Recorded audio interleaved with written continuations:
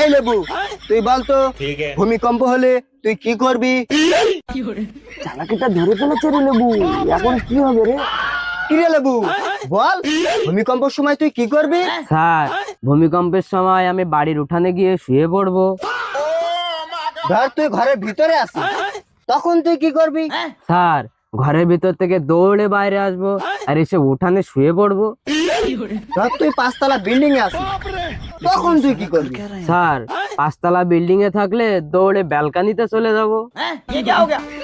ধর ব্যালকনি নেই, তখন তুই কি করবি?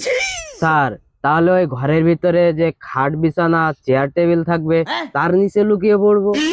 ও, ধর ওই ঘরের ভিতর খাট বিছানা চেয়ার টেবিল কিছুই নাই, তখন তুই কি করবি? স্যার, আপনি তো দেখছি এই ভূমিকম্পে আমাকে মেরেই ছাড়বেন।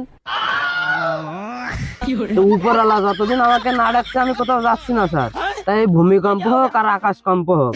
আচ্ছা বলুন তো স্যার, এই 5 তলা বিল্ডিং এর উপর আমার জায়গায় আপনি হলে কি করতেন? তোর জায়গায় আমি হলে 5 তলা বিল্ডিং এতে নিচে পড়ে হাত পা ভেঙে ঘরে পড়ে থাকতাম।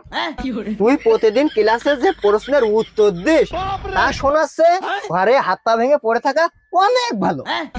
স্যার, আপনি তো রোজই আমাদের প্রশ্ন ধরেন, আজ আমি আপনাকে একটা প্রশ্ন ধরবো স্যার। আমাকে প্রশ্ন? বেশ, ধর, তবে মনে রাখিস প্রশ্ন যেন সঠিক হয়। বলুন তো, বিড়াল আর দুধের মধ্যে মিল কোথায়? বিড়াল আর দুধের ভিতর আবার মিল কোথায়? স্যার, দুটো থেকেই ছানা পাওয়া যায়। জানতাম এমন একটা কিছুই বলবি তুই। স্যার, আমি একটা প্রশ্ন বলবো? বাবা বাবা বাবা, তোর আবার প্রশ্ন আছে? তা বলে বল দেখি।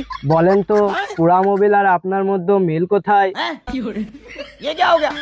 পুরা মফিল আর আমার মধ্যে, পুরা মফিল আর আমার মধ্যে আবার কিসের মিল? স্যার, পুরা মোবিলও কেলো আর আপনিও কেলো।